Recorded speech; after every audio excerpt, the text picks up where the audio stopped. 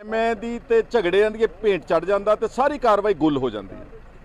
ਬੜੀ ਮੁਸ਼ਕਲ ਦੇ ਨਾਲ ਸਰਕਾਰ 6 ਮਹੀਨੇ ਬਾਅਦ 1 2 3 ਦਿਨ ਦਾ ਸੈਸ਼ਨ ਬੁਲਾਉਂਦੀ ਆ ਤੇ ਸਾਡੇ ਜਿਹੜੇ ਵਿਧਾਨਕਾਰ ਆ ਉਹ ਵੀ ਕਿਸੇ ਨਾ ਕਿਸੇ ਹਉਮੈ ਦੇ ਕਰਕੇ ਉਹ ਜਿਹੜਾ ਥੋੜਾ ਜਿਹਾ ਮੌਕਾ ਮਿਲਣਾ ਪੰਜਾਬ ਦੇ ਲੋਕਾਂ ਦੀ ਗੱਲ ਕਰਨਾ ਉਹਨੂੰ ਵੀ ਗਵਾ ਬੈਠਦੇ ਨੇ। ਅੱਜ 7 ਬਿੱਲ ਪਾਸ ਕਰਨੇ ਸੀ ਪੰਜਾਬ ਸਰਕਾਰ ਨੇ, ਜਿਨ੍ਹਾਂ ਵਿੱਚ ਵਿਜੀਲੈਂਸ ਕਮਿਸ਼ਨ ਦਾ ਸਥਾਪਿਤ ਕਰਨਾ, ਜਿਨ੍ਹਾਂ ਵਿੱਚ ਲੈਂਡਲੈਸ ਫਾਰਮਰਸ ਨੂੰ ਪੱਕੇ ਤੌਰ ਤੇ ਜ਼ਮੀਨਾਂ ਦੇਣੀਆਂ, ਜਿਨ੍ਹਾਂ ਵਿੱਚ ਸ਼ੈਡਿਊਲਡ ਟ੍ਰਾਈਬਸ ਦਾ ਨੂੰ ਜ਼ਮੀਨ ਦੇ ਹਕੂਕ ਦੇਣੇ, ਔਰ ਇੱਕ ਫੈਕਟਰੀਜ਼ ਨਾਲ ਰਿਲੇਟਡ ਬਿੱਲ ਸੀਗਾ। 7 ਬਿੱਲ ਸੀ ਬੜੇ ਅਹਿਮ, ਲੇਕਿਨ ਸ਼ੁਰੂਆਤ ਦੇ ਵਿੱਚ ਹੀ ਜਿਹੜੇ ਆਮ ਆਦਮੀ ਪਾਰਟੀ ਦਾ ਲੀਡਰ ਆਫ ਆਪੋਜੀਸ਼ਨ ਆ, ਇਸ ਨੇ ਬਦਕਲਾਮੀ ਕੀਤੀ ਸਪੀਕਰ ਦੇ ਨਾਲ, ਉਸ ਨੂੰ ਡੈਰੋਗੇਟਰੀ ਵਰਡਸ ਬੋਲੇ, ਜਿਸ ਕਰਕੇ ਸਾਰੇ ਹਾਊਸ ਦੇ ਵਿੱਚ ਬਹੁਤ ਵੱਡੇ ਪੱਧਰ ਤੇ ਸ਼ੋਰ ਮਚ ਗਿਆ। ਨਾ ਪ੍ਰਿੰਸੀਪਲ ਆਪੋਜੀਸ਼ਨ ਪਾਰਟੀ ਨੇ ਅੱਜ ਦਾ ਜਿਹੜਾ ਪਲੇਟਫਾਰਮ ਸੀਗਾ, ਕਿਉਂਕਿ ਕੱਲ ਤਾਂ ਸਾਰਾ ਕਿਸਾਨਾਂ ਦੀ ਗੱਲ ਹੋਈ, ਅੱਜ ਪਲੇਟਫਾਰਮ ਸੀਗਾ ਕਿ ਉਹ ਸਾਧੂ ਸਿੰਘ ਧਰਮਸੋਤ ਦੇ ਕਰਪਸ਼ਨ ਸਕੈਂਡਲ ਨੂੰ ਉਠਾ ਸਕਦੇ ਸੀਗੇ, ਨਾ ਉਹਨਾਂ ਨੇ ਉਸ ਦੀ ਕੋਈ ਗੱਲ ਉਠਾਈ। ਤੇ ਸਪੀਕਰ ਦੇ ਨਾਲ ਤਕਰਾਰ ਕਰਨ ਤੋਂ ਬਾਅਦ ਸਾਰਾ ਹਾਊਸ ਜਿਹੜਾ ਸੀਗਾ ਉਹ ਸ਼ੋਰ ਵਿੱਚ ਹੀ 7 ਦੇ 7 ਬਿੱਲ ਜਿਹੜੇ ਸੀਗੇ ਉਹ ਸ਼ੋਰ ਗੁੱਲ ਦੇ ਵਿੱਚ ਹੀ ਸਾਰੇ ਬਿੱਲ ਪਾਸ ਕਰ ਦਿੱਤੇ ਗਏ।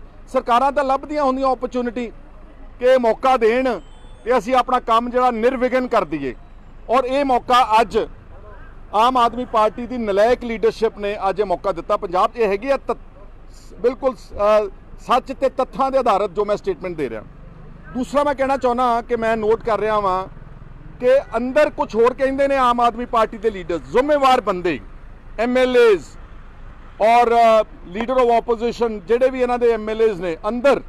ਕੱਲ ਕਿਉਂਕਿ ਕੋਵਿਡ ਕਰਕੇ ਤੁਸੀਂ ਤਾਂ ਅੰਦਰ ਗੈਲਰੀਜ਼ ਨਹੀਂ ਆ ਸਕੇ, ਮੈਂ ਇਹ ਕਹਿਣਾ ਚਾਹੁੰਦਾ ਕਿ ਕੱਲ ਇਹਨਾਂ ਸਾਰਿਆਂ ਨੇ ਕੈਪਟਨ ਅਮਰਿੰਦਰ ਸਿੰਘ ਦੀ ਜਿਹੜੇ 3 ਅਮੈਂਡਮੈਂਟਸ ਸੈਂਟਰਲ ਐਕਟ ਦੇ ਮੁਤਲਕ ਰੱਖੀਆਂ, ਮੇਰਾ ਖਿਆਲ ਆ ਇਹਨਾਂ 12 MLAs ਵਿੱਚੋਂ, ਕਿਉਂਕਿ 12 ਹੀ ਨੇ, ਇਹਨਾਂ 12 ਚੋਂ ਮੈਨੂੰ ਲੱਗਦਾ 7 ਕੇ 8 MLAs ਨੂੰ ਬੋਲਣ ਦਾ ਟਾਈਮ ਦਿੱਤਾ ਗਿਆ ਵਾ। ਸਾਰੇ 7 ਦੇ 8 MLAs ਨੇ ਉਹਨਾਂ ਅਮੈਂਡਮੈਂਟਸ ਦੀ ਸਪੋਰਟ ਕੀਤੀ ਆ। ਕੋਈ ਵੀ MLA ਮੈਨੂੰ ਜਿਹੜੇ ਅੱਜ ਇੱਥੇ ਬਾਹਰ ਆਣ ਕੇ ਬੋਲਦੇ ਨੇ, ਇੱਕ ਆਦਮੀ MLA ਕਹਦੇ ਜਿਹੜਾ ਜਿਸ ਨੇ ਕਿਸੇ ਉਸ ਕੈਪਟਨ ਅਮਰਿੰਦਰ ਸਿੰਘ ਵੱਲੋਂ ਲਿਆਂਦੇ ਗਏ ਕਾਨੂੰਨਾਂ ਦਾ ਕੋਈ ਵਿਰੋਧ ਕੀਤਾ ਹੋਵੇ ਅੰਦਰ, ਬਿਲਕੁਲ ਨਹੀਂ ਕੀਤਾ। ਛੋਟੀਆਂ ਮੋਟੀਆਂ ਸਲਾਹਾਂ ਦਿੱਤੀਆਂ ਕਿ ਜੀ ਇਹਦੇ 'ਚ ਵੀ ਸ਼ਾਮਲ ਕਰ ਲਓ, ਇਹਦੇ 'ਚ ਵੀ ਸ਼ਾਮਲ ਕਰ ਲਓ, ਤੇ ਅੰਦਰ ਰੈਜ਼ੋਲੂਸ਼ਨ ਦੀ ਸਪੋਰਟ ਵੀ ਕੀਤੀ ਆ, ਤੁਸੀਂ ਸਾਰਿਆਂ ਨੇ ਦੇਖਿਆ। ਔਰ ਮਤਾ ਪਾਸ ਕਰਨ ਤੋਂ ਬਾਅਦ ਗਵਰਨਰ ਪੰਜਾਬ ਦੇ ਕੋਲ, ਪੰਜਾਬ ਦੇ ਮੁੱਖ ਮੰਤਰੀ ਦੇ ਨਾਲ ਚੱਲ ਕੇ ਗਏ ਨੇ ਸਾਰੇ, ਔਰ ਗਵਰਨਰ ਸਾਹਿਬ ਨੂੰ ਉਹ ਜਿਹੜਾ ਕੱਲ ਦੇ ਜਿਹੜੇ ਕਾਨੂੰਨਾਂ ਦੀ ਕਾਪੀ ਦਿੰਦੇ, ਇਹਨਾਂ ਸਾਰਿਆਂ ਦੀਆਂ ਫੋਟੋਆਂ ਨੇ ਉਹਦੇ ਵਿੱਚ।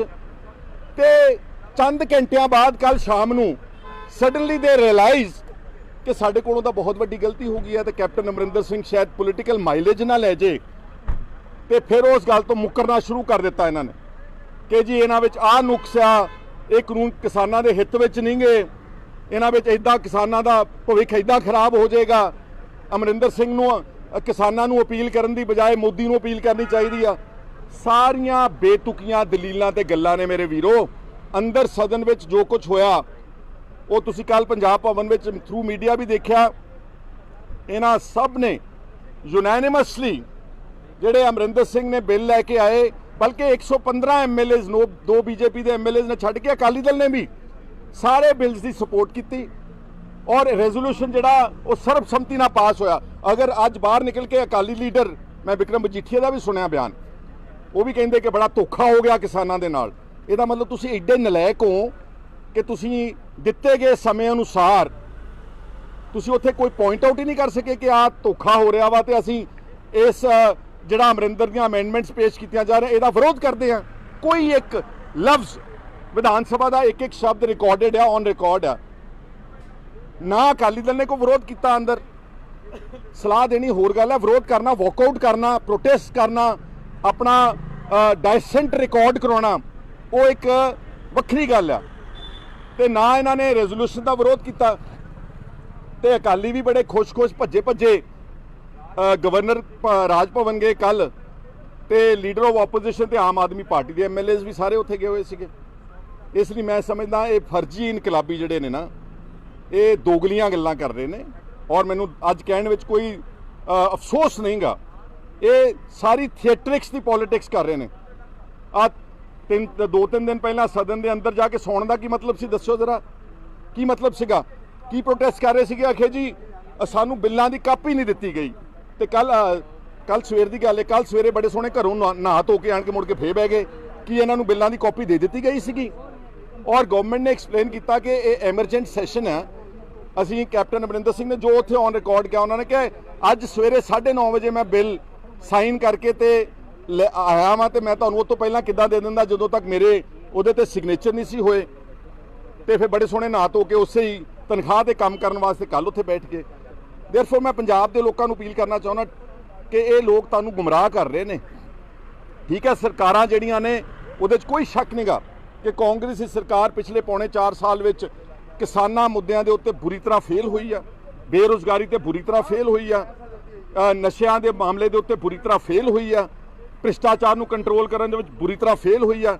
ਉਹਨਾਂ ਦੇ ਮਿਨਿਸਟਰਸ ਸਾਧੂ ਸਿੰਘ ਧਰਮਸੋਤ ਤੇ ਰਾਣਾ ਗੁਰਜੀਤ ਸਿੰਘ ਵਰਗੇ ਨੰਗੇ ਚਿੱਟੇ ਦਿਨ ਦਿਹਾੜੇ ਕਰਪਸ਼ਨ ਕਰਦੇ 100% ਕਰੈਕਟ।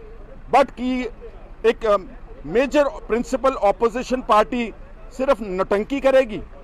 ਜਾ ਕੇ ਉੱਥੇ ਪੁੰਜੇ ਸੌ ਕੇ ਲੋਕਾਂ ਨੂੰ ਕੀ ਦਿਖਾਉਣਾ ਚਾਹੁੰਦੇ ਨੇ ਕਿ ਅਸੀਂ ਬਹੁਤ ਜਿਹੜਾ ਕੰਮ ਕਰਨ ਵਾਲਾ ਸੀ ਕੱਲ ਉਹ ਕੀਤਾ ਨਹੀਂ, ਜਿਹੜੀ ਗੱਲ ਅੰਦਰ ਕਰਨੀ ਹੁੰਦੀ ਉਹ ਕਰਦੇ ਨਹੀਂਗੇ।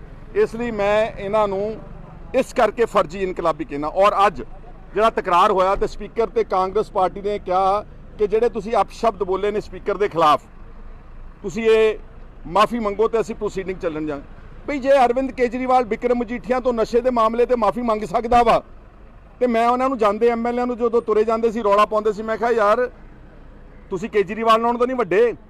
ਜੇ ਤੁਹਾਡਾ ਬੌਸ ਬਿਕਰਮ ਮਜੀਠੀਏ ਤੋਂ ਨਸ਼ੇ ਦੇ ਮਾਮਲੇ ਤੇ ਮਾਫੀ ਮੰਗ ਸਕਦਾ, ਤੁਸੀਂ ਵੀ ਮੰਗ ਲਓ। ਘੱਟੋ ਘੱਟ ਸਦਨ ਦੀ ਕਾਰਵਾਈ ਤਾਂ ਚੱਲਣ ਦਿਓ। ਇਸ ਲਈ ਮੈਂ ਇਹਨਾਂ ਨੂੰ ਫਰਜ਼ੀ ਇਨਕਲਾਬੀਆਂ ਦਾ ਨਾਮ ਅੱਜ ਦਿੱਤਾ ਵਾ। ਔਰ ਮੈਨੂੰ ਪਤਾ ਵਾ ਕਿ ਸੋਸ਼ਲ ਮੀਡੀਆ ਦੇ ਉੱਤੇ ਇਹਨਾਂ ਦੇ ਪੇਡ ਬੰਦੇ ਦਿੱਲੀ ਸਰਕਾਰ ਦੇ ਬੈਠੇ ਨੇ। 100 ਵਾਰ ਖਿਲਾਫ ਲਿਖ ਲਓ, 100 ਵਾਰ ਭੱਦੀ ਭਾਸ਼ਾ ਲਿਖ ਲਓ, ਲੇਕਿਨ ਜੋ ਸੱਚ ਆ ਜਿਹੜਾ ਸੂਰਜ ਆ, ਇਹਨੂੰ ਹੁਣ ਮੈਂ ਥੋੜਾ ਕਹਿ ਸਕਦਾ ਕਿ ਰਾਤ ਹੋਈ ਤੇ ਚੰਦ ਆ ਜੀ। ਇਹ ਸੱਚ ਹੀ ਰਹਿਣਾ ਵਾ। ਤੇ ਸੱਚ ਇਹ ਆ ਕਿ ਕੱਲ ਇਹਨਾਂ ਨੇ ਅੰਦਰ ਅਮਰਿੰਦਰ ਸਿੰਘ ਦੀ ਪੂਰੇ ਸੋਲੇ ਪੜੇ, ਪੂਰੀ ਉਹਦੀ ਸਪੋਰਟ ਕੀਤੀ, ਗਵਰਨਰ ਰਾਜ ਭਵਨ ਤੱਕ ਗਏ। ਉਹਦਾ ਮੈਂ ਨਹੀਂ ਗਿਆ ਉੱਥੇ, ਮੈਨੂੰ ਪਤਾ ਸੀਗਾ ਕਿ ਕੱਲ ਨੂੰ ਅਸੀਂ ਕਿਸਾਨਾਂ ਨਾਲ ਗੱਲ ਕਰਨੀ ਹੈ। ਸਾਨੂੰ ਪਤਾ ਵਾ ਕਿ ਕਿਸਾਨਾਂ ਨੇ ਪਤਾ ਨਹੀਂ ਹਲੇ ਇਹ ਸਾਰਾ ਸੰਘਰਸ਼ ਜਿਹੜਾ ਵਾ ਉਹ ਉਠਾਉਣਾ ਕਿ ਨਹੀਂ ਉਠਾਉਣਾ। ਅਸੀਂ ਕਿਸਾਨਾਂ ਨਾਲ ਜਿਹੜਾ ਫੈਸਲਾ ਲੈਣਗੇ ਅਸੀਂ ਉਹਨਾਂ ਦੇ ਨਾਲ ਉਹਨਾਂ ਦੀ ਮਦਦ ਕਰਾਂਗੇ। ਮੈਂ ਸ਼ੁਰੂ ਤੋਂ ਕਹਿ ਰਿਹਾ ਕਿ ਪੋਲੀਟੀਕਲ ਪਾਰਟੀਆਂ ਨੂੰ ਆਪਣੇ ਝੰਡੇ ਡਾਊਨ ਕਰਕੇ ਤੇ ਕਿਸਾਨਾਂ ਦੀ ਮਦਦ ਕਰਨੀ ਚਾਹੀਦੀ।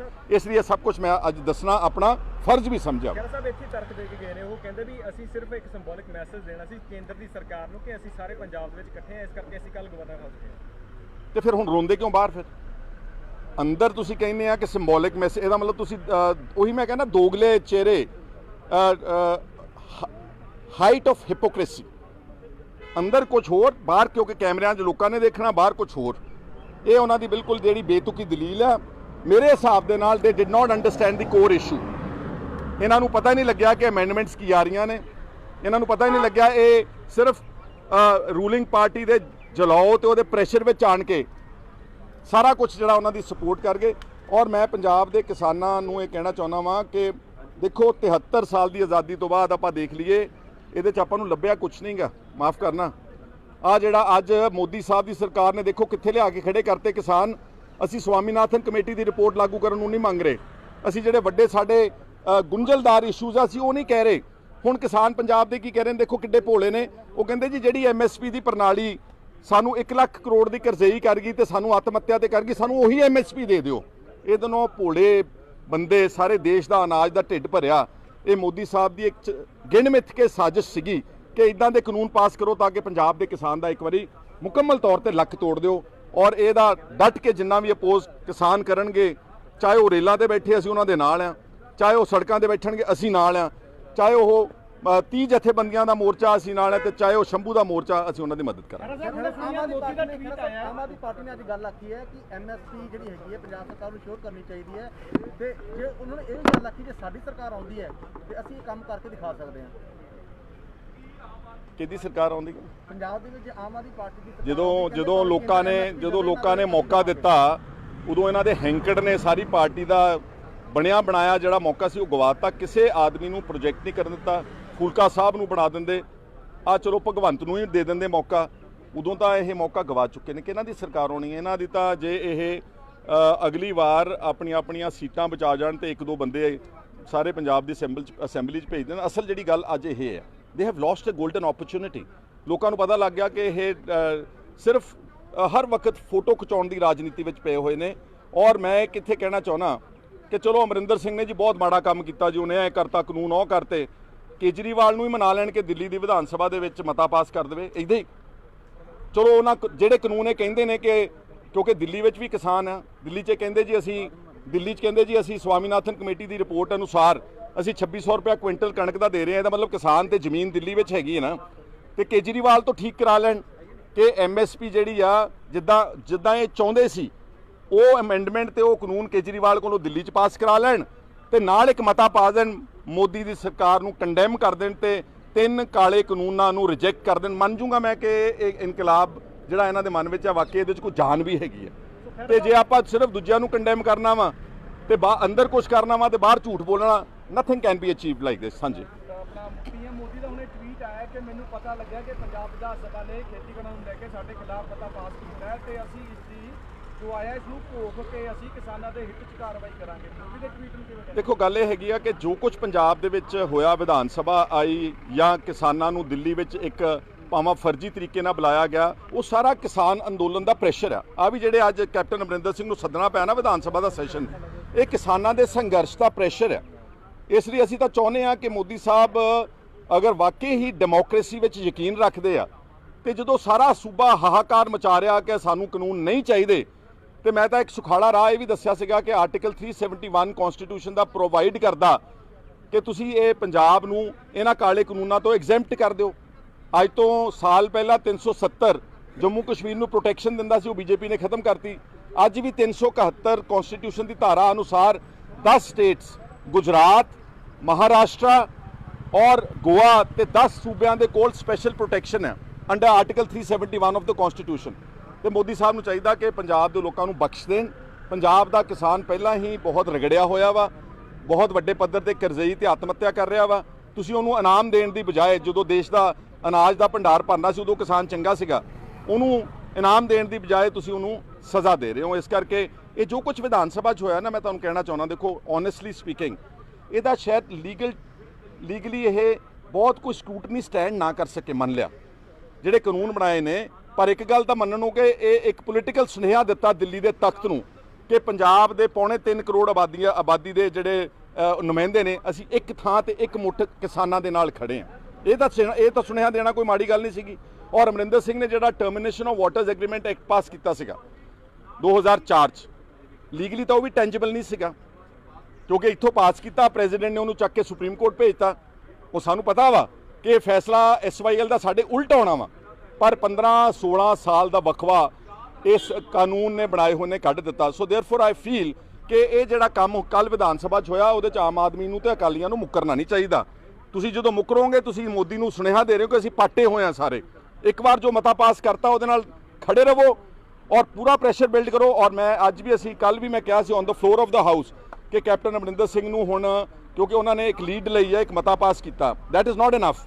ਹਲੇ ਤਾਂ ਲੜਾਈ ਦਾ ਬਿਗਲ ਵੱਜਿਆ ਵਾ ਤੇ ਇਹਨਾਂ ਨੂੰ ਇੱਕ ਸਾਰੀ ਇਲੈਕਟਿਡ ਰਿਪਰੈਜ਼ੈਂਟੇਟਿਵ, ਸਾਰੇ ਪੰਜਾਬ ਦੇ MLA, ਸਾਰੇ ਪੰਜਾਬ ਦੇ MPਆਂ ਨੂੰ ਲੈ ਕੇ ਮੋਦੀ ਦੇ ਘਰ ਦੇ ਬਾਹਰ ਧਰਨੇ ਤੇ ਬਹਿਣਾ ਚਾਹੀਦਾ ਵਾ ਤਾਂ ਕਿ ਇਸ ਸੰਘਰਸ਼ ਨੂੰ ਹੋਰ ਅਗਲੇ ਪੜਾਅ ਦੇ ਵਿੱਚ ਲਿਜਾਇਆ ਜਾ ਸਕੇ। ਖੈਰ ਸਾਹਿਬ, ਕਿਸਾਨਾਂ ਨੂੰ ਰੇਲਾਂ ਤੋਂ ਧਰਨਾ ਚੁੱਕਣ ਦੀ ਅਪੀਲ ਕੀਤੀ ਹੈ ਪੰਜਾਬ ਸਰਕਾਰ ਨੇ, ਮੁੱਖ ਮੰਤਰੀ ਕੈਪਟਨ ਅਮਰਿੰਦਰ ਸਿੰਘ ਨੇ। ਤੁਹਾਨੂੰ ਕੀ ਲੱਗਦਾ ਕਿ ਧਰਨੇ ਚੁੱਕਣੇ ਚਾਹੀਦੇ? ਦੇਖੋ, ਇਸ ਤਰ੍ਹਾਂ ਵਾ ਕਿ ਉਹਨਾਂ ਨੇ ਡੈਫੀਨੇਟਲੀ ਕੁਝ ਆਰਥਿਕ ਜਿਹੜੇ ਸਿਚੁਏਸ਼ਨ ਸਾਈਟ ਕੀਤੀ। ਉਹਨਾਂ ਨੇ ਕਿਹਾ, ਜੋ ਮੈਂ ਸੁਣਿਆ, ਕਿ 40,000 ਕਰੋੜ ਰੁਪਏ ਦਾ ਘਾਟਾ ਪੰਜਾਬ ਸਰਕਾਰ ਨੂੰ ਕੋਵਿਡ ਦੇ ਕਾਰਨਾਂ ਕਰਕੇ ਇਸ ਵਿੱਤੀ ਵਰ੍ਹੇ ਵਿੱਚ ਪਿਆ ਵਾ। ਤੇ ਹੁਣ ਉਹਨਾਂ ਨੇ ਕਿਹਾ ਕਿ ਜਿਹੜੇ ਸਾਡਾ ਕੋਲੇ ਦਾ ਸਟਾਕ ਮੁੱਕ ਰਿਹਾ ਵਾ, ਜੋ ਉਹਨਾਂ ਨੇ ਕਿਹਾ ਮੈਂ ਕਹਿ ਰਿਹਾ ਵਾ, ਜਾਂ ਉਹਨਾਂ ਨੇ ਕਿਹਾ ਕਿ ਸਾਡਾ ਜਿਹੜਾ ਫਰਟੀਲਾਈਜ਼ਰ ਸਟਾਕ ਮੁੱਕ ਰਿਹਾ ਵਾ, ਜਾਂ ਐਟਸੈਟਰਾ। ਦੇਖੋ, ਗੱਲ ਇਹ ਹੈਗੀ ਆ ਕਿ ਇਹ ਜਿਹੜਾ ਇਸ ਦਾ ਹੱਲ ਹੈ ਨਾ, ਇਹ ਸੰਘਰਸ਼ 'ਚੋਂ ਨਿਕਲਣਾ ਵਾ। ਇਸ ਲਈ ਕੈਪਟਨ ਅਮਰਿੰਦਰ ਸਿੰਘ ਨੂੰ ਕਿਸਾਨਾਂ ਦੇ ਮਰਜ਼ੀ ਅਨੁਕੂਲ ਚੱਲਣਾ ਚਾਹੀਦਾ ਵਾ। ਜੇ ਉਹ ਕਹਿਣ ਕਿ ਨਹੀਂ ਚੱਕਣਾ ਤੇ ਅਮਰਿੰਦਰ ਸਿੰਘ ਨੂੰ ਉਹਨਾਂ ਦਾ ਸਾਥ ਦੇਣਾ ਚਾਹੀਦਾ, ਕਿਉਂਕਿ ਜੋ ਕੁਝ ਨਿਕਲਣਾ ਹੈ ਇਸ ਸੰਘਰਸ਼ 'ਚੋਂ ਨਿਕਲਣਾ ਵਾ। ਫਰਜ਼ੀ ਗੱਲਾਂ 'ਚੋਂ ਤੇ ਆ ਜਿਹੜੇ ਥੀਏਟਰਿਕਸ ਤੇ ਡਰਾਮੇਬਾਜ਼ੀ ਚੱਲ ਰਹੀ, ਪੋਲੀਟਿਕਿੰਗ, ਇਹਦੇ ਨਾਲ ਕੁਝ ਨਹੀਂ ਨਿਕਲਣਾ। ਇਸ ਕਰਕੇ ਮੈਂ ਤਾਂ ਇਹ ਸਮਝੂੰਗਾ ਕਿ ਫੈਸਲਾ ਕਿਸਾਨ ਜਥੇਬੰਦੀਆਂ ਤੇ ਮੁਨੱਸਰ ਆ ਕਿ ਉਹਨਾਂ ਨੇ ਕੀ ਕਰਨਾ ਵਾ। ਅਗਰ ਉਹ ਕਹਿੰਦੇ ਆ ਕਿ ਔਰ ਵੈਸੇ ਮੈਂ ਜਿੰਨਾ ਕੁ ਸੁਣਿਆ ਕਿ ਕਿਸਾਨ ਜਿਹੜੇ ਨੇ ਉਹ ਹਮੇਸ਼ਾ ਪੀਸਫੁਲੀ ਡੈਮੋਨਸਟ੍ਰੇਟ ਕੀਤਾ ਉਹਨਾਂ ਨੇ ਅੱਜ ਤੱਕ, ਉਹਨਾਂ ਨੇ ਕੋਈ ਖਲਲ ਨਹੀਂ ਪਾਇਆ ਕਿਸੇ ਗੱਲ ਵਿੱਚ। ਔਰ ਮੈਂ ਤਾਂ ਇਹ ਵੀ ਸੁਣਿਆ ਉਹਨਾਂ ਤੋਂ ਕਿ ਅਗਰ ਟ੍ਰੇਨ ਤੁਸੀਂ ਲੈ ਆਓ ਪੰਜਾਬ ਦੇ ਬਾਰਡਰ ਤੇ ਖਾਦ ਦੀ ਤੇ ਕੋਲੇ ਦੀ, ਅਸੀਂ ਲੰਘਾ ਦੇਵਾਂਗੇ, ਤੇ ਜੇ ਮਗਰ ਹਰਿਆਣਾ ਹੀ ਬੰਦ ਹੈ ਤਾਂ ਫਿਰ ਇਕੱਲੇ ਪੰਜਾਬ ਦੇ ਕਿਸਾਨ ਕੀ ਕਰ ਲੈਣਗੇ। ਸੋ ਇਹ ਗੱਲਾਂ ਸਾਰੀਆਂ ਸੀ। ਤੁਹਾਡਾ ਸਾਰਿਆਂ ਦਾ ਬਹੁਤ ਬਹੁਤ ਸ਼ੁਕਰੀਆ।